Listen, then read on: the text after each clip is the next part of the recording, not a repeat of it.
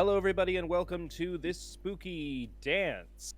I am here with my friend Andrew. Hello, happy Halloween, everyone. Halloween special and all that. That was very unenthusiastic. I'm going to do a better one, okay? Okay. Welcome to Halloween. No, fuck that. I'm not doing that. But I would like to introduce to our audience a very special guest that we have for this episode, my dad. Hey! Hello, Dad. Hello, Andrew. Hello, Billy. Hi.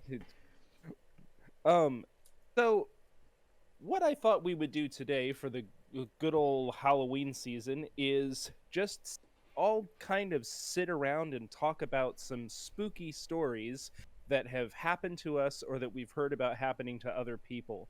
And one of the things that gave me this idea is the fact that we've all talked before about some creepy stuff that have happened, and I thought that would be a pretty good um I thought that would make for some cool, creepy Halloween discussion. Yeah, cool. I did something today that would scare some people because they're chickens. Oh, tell me about it. For the first time ever in my life, I handled a boa constrictor. Oh, really? Yeah. For those not in the know, which is everyone, because why would you? So I have snakes. I just got a ball python, and he's a decent size, but like not a huge kind of snake. But I went into the reptile shop today, where I get his food supply and that, and I asked about the boa constrictor they had in the back, if they'd mind me handling it, because never know, in the future maybe. And Sure. so the guy who runs the shop, he goes sure, and he gets in the back, and he opens up a drawer because they keep snakes in drawers. This sounds bad, but there is actually a reason that they keep the snakes in drawers that I'm not going to go into. But just trust me when I say it's not actually cruel. It just looks weird. Sure.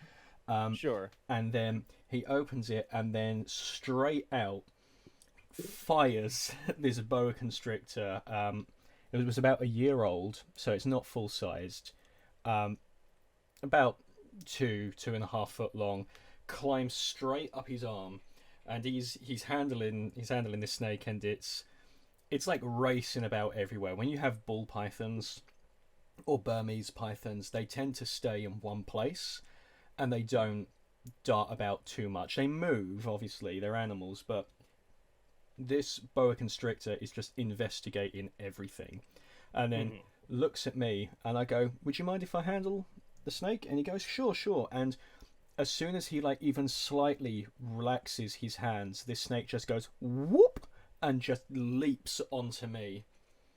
And I'm a little bit slow because I'm used to handling a slower species of snake, so I'm like trying to Mhm. keep up with this girl. And the next thing I know, she's wrapped round my arm, gone up across my shoulders, and he goes, "Oh, by the way, she probably thinks you're a tree. They like climbing."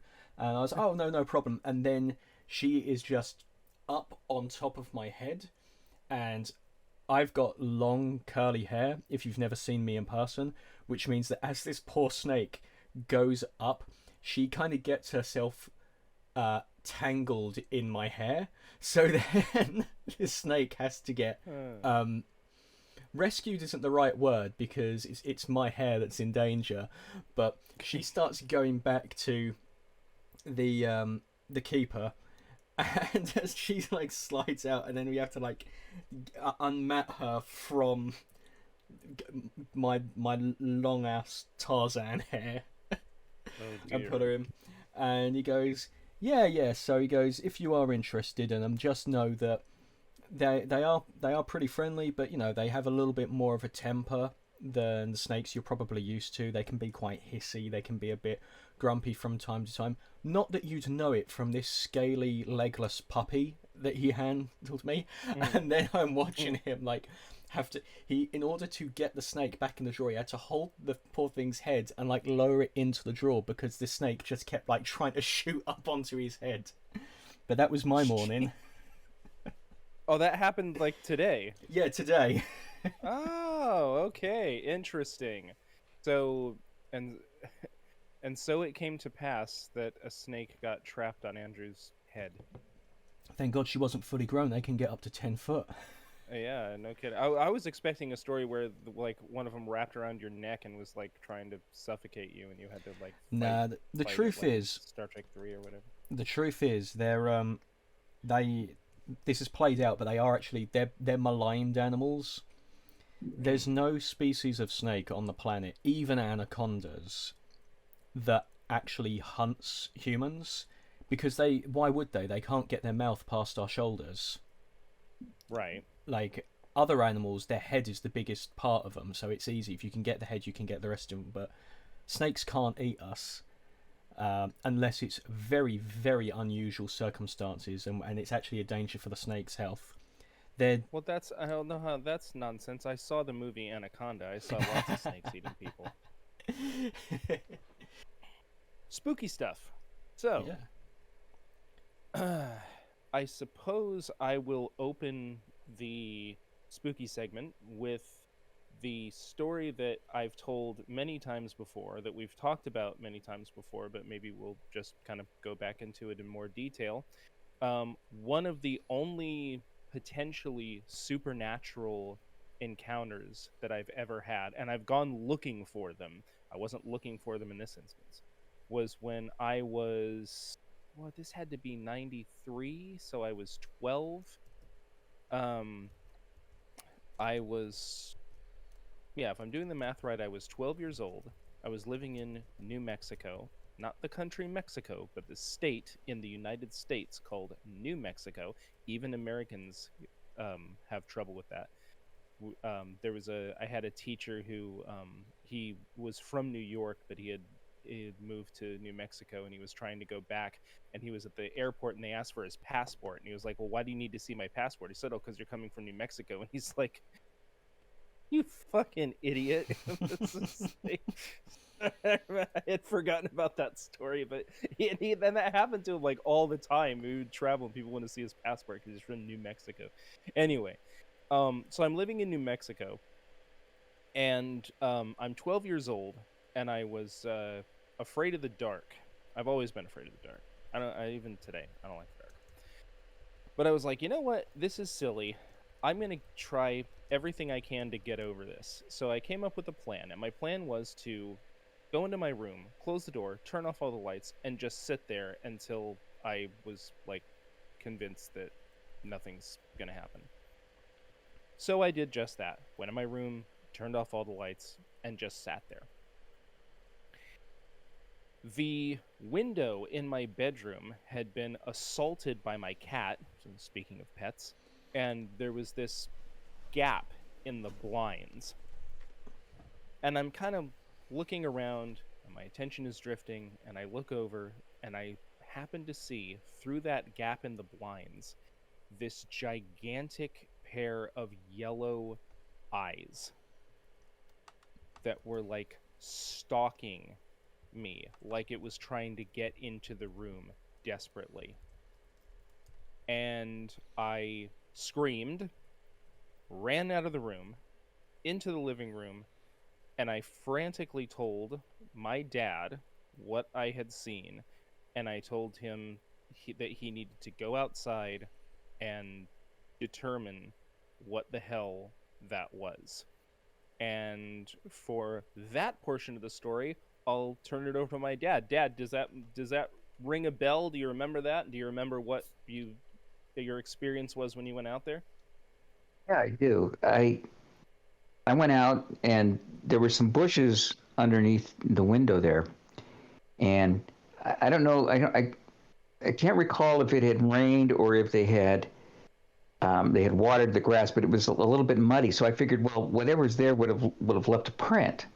So I went and I looked, and it wasn't completely dark. I mean, I could certainly make out what was on the ground, and I looked, and to me it looked like a combination of a human foot and it's hard to explain. I don't even know at this time I could draw the a picture of it, but it looked like well, I don't. It was a print. It was a foot of some sort, and it looked like also had something that would look like uh, bird's feet, and it was kind of odd. And I think I went in and told you that there was a print, but Yeah, you did. yeah. Yeah, you did. And from my perspective, so when I told you to go out there and do some detective work to see what that was, I needed you to come back in the house and tell me that there was nothing and that I was just kind of making it up in my head. I needed it to not be real. And rather than do that, you came back and said, yeah, well, there was some kind of crazy footprint. I don't know. Something was standing outside your window. We don't know what the hell it is. And I was like, oh my God. Yeah, well, I probably should have thought a little bit more before I told you the Well, I truth. mean, from your perspective, I can see it's like, oh, my kid said there was something out here, and there's some crazy fit. Like, what the? But yeah, so I mean, it probably would have been better if I had been able to identify what that print was, but it was just so odd. It was as if you took two prints and stuck and somehow fused them to. To this day, I know the last time we talked about this, Andrew showed some pictures of A a sandhill crane or crane, something. yeah. Yes, yeah. and it looked the bird portion looked like that, but there was another part to it that was Well, and it. also, there's no way that like that. That's definitely the most plausible. Like, uh, what's the word I'm looking Was for? this was Most around plausible, like, Albuquerque, wasn't it? yeah. Yeah. Yeah, because I remember I looked up the migration patterns of sandhill cranes because I was just curious. Because the reason that I thought about that was because the Mothman, which is something we can maybe talk about on a later episode, is Mm, today widely believed to have been the sightings of like sandhill cranes and things like that. right. Or maybe I'm slightly misremembering, but they were brought up, and because sandhill cranes have these big yellow eyes like what you described, and they are tall enough to the point where I could see one being able to look in through your window. um I don't know, obviously, but that No, was that was my best guess of like well, if we were well, to think well, it's an animal and not a demon, which is preferable that it's an animal and not a no, demon. no. I wish you had been there at the time to say, no, don't worry, Gabriel. It was a sandhill crane. Just fuck off. Like, that would have been like a lot better than. We don't know what the hell it is, but go back to bed. But I'm tempted to say, looking at a sandhill crane, I'm tempted to say that I don't think that the eyes looked anything like that, but I don't think I'm in a position. I don't think a frightened 12-year-old in the dark looking through his window is in any position to tell that. Especially if you can't make out the animal, that only its eyes. But it's also the timing was so weird because of the experiment that I was trying to do. Right, a sort of freaked out 12-year-old Gabriel might have taken that as, hey, there really is something to worry about if you're sitting there in the dark, and don't fuck around with that. But I don't know. Yeah, Well, you know what's weird? You know what's weird, Gabe, is that New Mexico was a strange place anyway. They call it the land of enchantment, but it's Yes. it's it's kind of weird. Mm-hmm. I mean, the culture and sort of the I don't know what you would call it, the environment there Yeah. is very strange. There's The lots vibe. of Yeah, I know yeah, exactly what you. you have Native Yeah. American Yeah. stuff, you have UFO stuff. I mean, just Yep. it's just a strange place. And Yeah. it, given that, it wouldn't surprise me if something unearthly was actually out there. I know that sounds kind of crazy, but it's a strange place, and it's full of all kinds of unexplained things. well, like Well, here I am. the Here. alien Mhm. folklore, the American folklore of like aliens and the Men in Black, that all has its start in New Mexico, doesn't it? Yeah. Well. Roswell. Yeah, Roswell, New Mexico, and Nevada, but yeah, definitely Roswell. Hmm. Yeah, that was what. Sorry, what was you gonna say? Oh, I was just gonna say that when my dad was like, is now, I want to say for the record, continuing to not give me any solace about this story and continuing to say that, oh, it was probably something supernatural. I'm gonna say now something that I would have said when I was 12 had I been allowed. I don't like that shit. I don't like that shit. Oh no, oh no. Well, and America is so really really vast, and there's parts of America where, like, say, like the big old like redwood forests in like California, places like that, where Hmm. we know because of maps that that's all forest, but that doesn't mean that all of that forest has been explored. Like, Right. one of the arguments I've heard for Bigfoot is that the forests of America are so vast that you could go walking and legitimately end up in a part of the forest that no human being has ever actually been in before, because it's so huge. And that's been the, in my opinion, a little flimsy, but that's been the justification for how Bigfoot could hypothetically hide in the woods. I mean, it's Yeah, not I think like, that's tight. Yeah. yeah, it's not like the Amazon rainforest, where like a lot of the Amazon rainforest is uncharted. And I've read before that we know more about our own oceans than we do about the Amazon rainforest, which is impressive because we know more about outer space than we do the ocean floor. Yes, correct. You know Um, what's really weird? If you guys want to delve into something strange, you should investigate the disappearances that happen in national parks. The people who just vanish. the Oh, it's missing the missing. 419 stuff. Yeah, we've taught Yeah.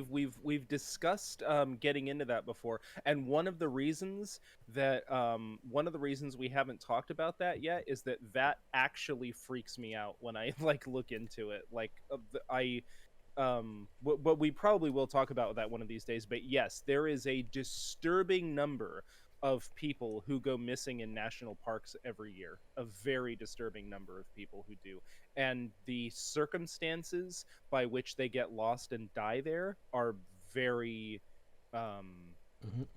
weird. And when you're out in nature, and it's so vast, and like you're surrounded by nature, like, for example, in Africa, if game wardens have to, they will straight up shoot poachers dead. It's like, Hmm. because poachers come out, big game hunters want to shoot a lion, so that they can like have it as a rug and things like that. And obviously, very endangered species. Loads of game reserves are now registered as like depleted because it's that bad. So like, poachers will go out there. Poachers will Yeah. also shoot and try to kill uh, game wardens if they have to as well, because there's money in those trophies. And I was Yeah. explaining to my other half how out in Africa, game wardens will just kill a poacher. And she goes, I don't have any sympathy for the poacher, but isn't that illegal? And I was like, they'll never find the body. Out in Yeah. out in the savannah, where there's hyenas, vultures, lions, monitor lizards, crocodiles, they'll never find it. You just went to Africa hunting and you never came back. Like, Whoops. and like a similar thing is in Australia, where there was films inspired by these events. The backpack serial killer, who eventually did get caught, but he was murdering backpackers all around Australia. And because the Australian bush is just this never-ending desert, you go missing out there, you are gone. Yeah. Yes, the spooky stuff. So that was the one and only truly supernatural occurrence that's ever happened in my life. There's a degree to which I may have seen a ghost at my work, at my job, but I have embellished that story so much that it's most of it's bullshit. But I saw, yeah, I really like, I freak people out of my work by making up elements of that story to make it seem more creepy. But oh, my ladies and gentlemen, my beautiful wife would like to tell a scary story. I'm gonna let her sneak in here and tell a scary story. Here. Cool. Hello, everyone. Hi.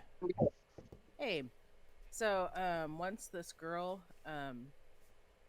met this guy, and his name was Gabe, and it was horrifying. No, that's not my. That's not my He spooky had story. it coming. He had it coming. um, No, my friend used to live in this house. This guy named Mark, and she's renting a room from him. And her bedroom was constantly about like 10 degrees cooler than the rest of the house. And that house had some spooky stuff going on in it. He was really into hunting and taxidermy, so his whole like living room had like the bear skin on his wall and like all these animal heads and antlers and stuff.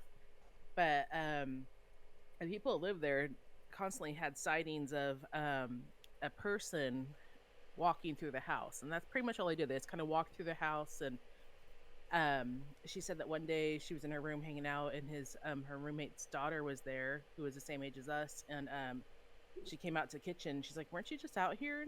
And she's like, "No." And it was because the girl said that she totally saw a person walk through and go into the kitchen previously, and there was only two people in the house. And but the one time the experience I had was that I was hanging out, and I was in her bedroom waiting for her to get ready, and her roommate bedroom was across the hall, like directly their doors are facing each other, and he had his door open. And I thought it was unusual because he never had his door open, so I was just being kind of like curious, peeking in there trying to see what he had, but just from the other end of the hall. And then I saw someone walk through his bedroom, and then when my friend was done getting ready and we were leaving the house, I'm like, "Who does Mark have over? Who's in his bedroom?" And she replied, "No one." But I totally saw someone walk through his bedroom, and there was no one in that bedroom. You know, you see, my little sister, she had this bout of like night terrors, where she was absolutely adamant. She could only have been about 3, maybe not even quite that old. She was adamant. She said, "There's a man on the stairs. I can't sleep. No, there's a man on the stairs." And she's like, again and again and again, and it was a real problem for a long time. But she also, because she also sleepwalked as well. At one point in time, she sleepwalked herself downstairs, opened the door, and left. And thankfully, my parents heard the door open, and they quickly shot out and got her. And she's like, "No, I'm going home now." And it's like, "No, you're home. You're currently home." But she's adamant that there was a man on the stairs. And Mum, she goes to my dad. She goes like, "Do you ever like just like stand around on the like by the bathroom or anything like that, and maybe she's seeing that?" And it was like, "Well, no, because she wouldn't have said there was a man on the stairs. She would have said Dad." She had these night terrors for a long time. Did but you that was look at the history of the house and stuff to see if there was any previous owners or anything? The house, so all the houses in London are really old. So someone definitely did die in that house at some point. Absolutely. Like they're all old. Like even where I live, where they're like newer houses, you're still talking about like the 1920s. The second house that I lived in, there was an old fella who died in it back then, because we used to have the neighbour's dog used to really bark at us, because he was about 80, and he used to keep his back door open, and they had a gate so that their dog could go into his house and just keep an eye on him. And but he died in there, and that dog was always like very aggy, because it's a dog, she has no concept, so she was always barking at us. But like with houses as old as what you get in London, there's always a chance that someone died, which would make you think like that every house would be haunted when it's somewhere like here. But they probably are, just people don't have the perception, or whatnot, that they don't pick up on it. Well, I'm gonna let Gabe take back over because I'm making breakfast and it's probably burning. Yeah, sure. Thank you for coming on. Okay, no problem. That's my creepy story. I had a friend who had who lived in a house that was haunted. Yeah. What happened? Yeah. What house was it? Was it on Empire? No. This was in East Texas. Oh, I thought you meant when you were a kid. Oh, that's No. As an adult, I had a friend who told me this story. She and her husband, they had two little girls. They moved to East Texas. He had a job or something there, and they rented this house. And she said she always felt kind of creeped out in the house, and sometimes she'd feel so creeped out she would wait in the garage until her husband came home to go back in the house. Ooh. But she she said that they would regularly hear on her and her husband had one room and their kids obviously had another, but outside the door in the kids room there were bells. They had bells, so if the girls got up, they would they would hear them. And she said that regularly in the middle of the night she would hear those bells go off, and she would get up and she'd go in, and the girls would be sound asleep, so she didn't know what opened the door or anything. Years later, her one daughter told her that she this really kind of scarred her. She said she would wake up at night. They would see things, and they would just pull the covers over their heads. They would sleep. The girls slept together. Pull their covers over their heads, just go to sleep. But one night she woke up and she looked in the doorway was a woman holding an apple, smiling at them. And God. she thought it was, because it was dark, she couldn't tell. She thought it was their mom, but she found out later it wasn't. There was just this woman in the house. Now, here's where it gets really creepy. The mom was so scared, she decided that she wanted to do an exorcism on the house. So she went and found a priest. And the priest said, well, we don't exorcise houses, but here's what you do. Here's some holy water. Sprinkle it all around the house. And I don't know, say a Hail Mary or something. So she sprinkled it all around the house. And she said immediately there was such an oppression and this really malevolence that they all just got out of the house.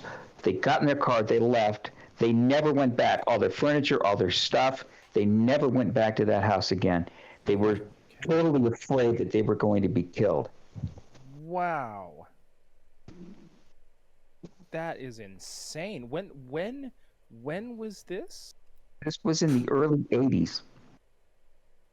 Holy cow. That's because that's a lot. That was clearly. Were they? I assume if they went to a priest for an exorcism, were they quite religious? Yes. Yeah. Because I don't know what Texas in the 80s was like, but I sort of assume. Yeah, no, that's. Yeah, I've never had any real weird ghost stuff or anything like that. There's just been strange stories, like when I mentioned earlier the man on the stairs and that. But one where this isn't a ghost thing, it's just weird. My uncles were identical twins, and Uncle 1 kept complaining about this awful pain in his stomach. And he was complaining all the time, and he was in agony. And then they took him to the doctors, and the doctor checked and everything, and was like, there is nothing wrong with him. There isn't anything wrong with him at all. But he was in agony. He wouldn't stop moaning about this pain. And then it turned out that Uncle 2 had a blockage of some sort, or I think maybe it's his intestines were twisted or something like that. I can't remember the exact, but Uncle 2 had the medical problem, and Uncle 1 was feeling all the pain of it. Whoa. That's odd. Yeah, just some strange stuff with twins, especially just these massive sympathy pains that he was getting, where he was just he was in agony. And I mean, obviously I never knew my uncle born in 1956 when he was a little kid. Yeah. But it's hard to imagine that he would have been putting it on, and it's hard to imagine that the other one wouldn't have complained if he was in pain. It just seemed like something strange happened there between them, and the other twin felt the pain. For the record, Dan and I don't have that. Like we used to have to explain this to people. The very as we're identical twins. For those who may be listening who don't know, I have an identical twin brother, and growing up, we got asked the stupidest questions. Do you have the same birthday? No, no. Do you have the same parents? No, definitely not. Like how? But no, we You can't could feel have each a other's. different birthday. Say if it was like right around midnight. Yeah, but I don't think that's what they. I don't think that's what they were going for. That's true, but yeah, I don't think that's where their head was at. Um, mm, So you well, you never had like you never had like any of the sympathy pains or anything like that. no, no, nothing like that. And I can't tell when there's like I can't tell when there's something wrong. We know we have our own very strange way of thinking about things that like he'll be able to describe something that only I know what he's talking about, but that's just because of we're weird, I guess. But yeah, we know we don't have any of that. Yeah. Hold on, Chantel says that. Sorry, what's up, huh? No, if you punch me, Dan doesn't feel it, and no, you can't experiment with that.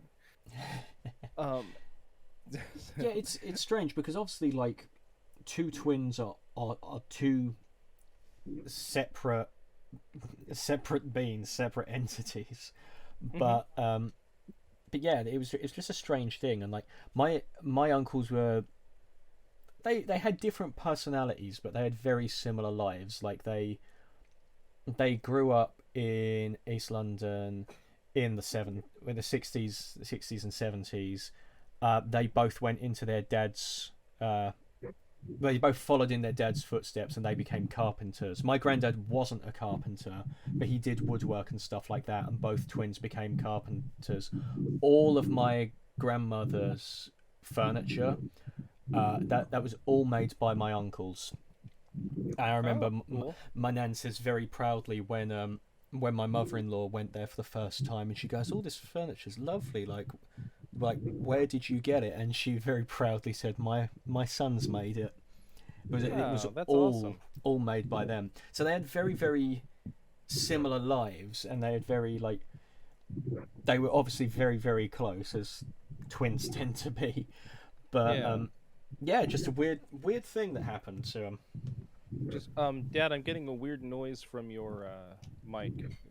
It's like a rumbling. You know what it is? You can hear that?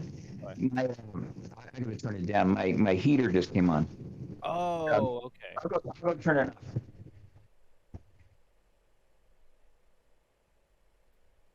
Well, so you were talking, Dad, about a friend of yours, a a friend of mine who you know, Dad, is my friend Mike, who used to live down the street from us. He had a supernatural encounter of sorts that I was involved in. A little bit of background about this: his sister had recently I don't do you use the word contracted? I don't think you contract cancer, but she had recently been diagnosed with one of the rarest, most deadly forms of cancer um, known at the time, and she had literally died once on an operating table, and I was with him for that whole process most of the time. She's yeah, she's fine. She has a family and she's fine. But it was really crazy at that point. And then very soon after, she got a very rare form of cancer and literally died for a minute and was revived. Uh, he got hit by a car as he was walking across the street, and this was a huge, needless to say, emotional and psychological and financial toll on that family. And I was very, very close with them at the time. So one night, Dan and I, who did not sleep in this at this time, this was 97 or 98, something like that, and we were always up late. But one night, it's like 2 or 3 in the morning, and our doorbell rings, and I was like, what in the hell? Who is ringing our doorbell at 2 and 3 a.m.? So I go over and I look, and it's Mike. And Mike is just like standing there like a statue outside the door. And I open the door. I'm like, dude, what the hell are you doing? And he looks at me, and he's like petrified. It's like in a movie when somebody can't like talk, they're so frightened. And he's like, I need to talk to you. And I'm like, okay, go to the garage. So he goes over to the garage, and he tells me that he was laying in his bed and that he saw a shadow standing at the foot of his bed. And all of a sudden, his bed shook, lifted off the ground, and he was like hovering. His bed was like hovering in the air. And that this thing was telling him that his sister was going to die, his family was going to die, he was going to die, um, that kind of thing. And eventually that stopped, and his bed fell to the ground, and he, as soon as he was able to move again, he got up and ran over and told me about that. Now, there is a condition called sleep paralysis. This is what where I mentioned when you first told me this story. Yeah. Yeah. The thing about that is there's two interesting things about that. So sleep paralysis definitely is a thing, and that's very, very common. What I just described is very common in sleep paralysis episodes. My understanding is that people who experience sleep paralysis, they don't typically only have it once like that. They might, but I'm not. When I've heard stories of people, it's like a chronic sort of condition.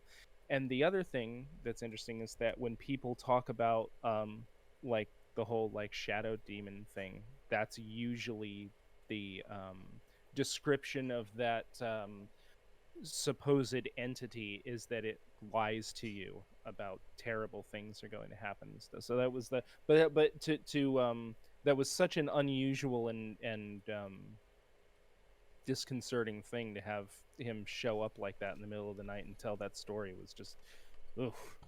It may also possibly be that he maybe didn't only have sleep paralysis the one time. It might just have been that he didn't hallucinate.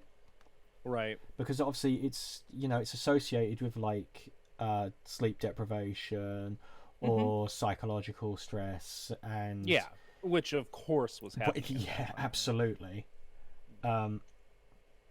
So no, like it makes sense, but he could have also What? yeah, it could have One just second. been that he didn't notice. Yeah, sure. Okay.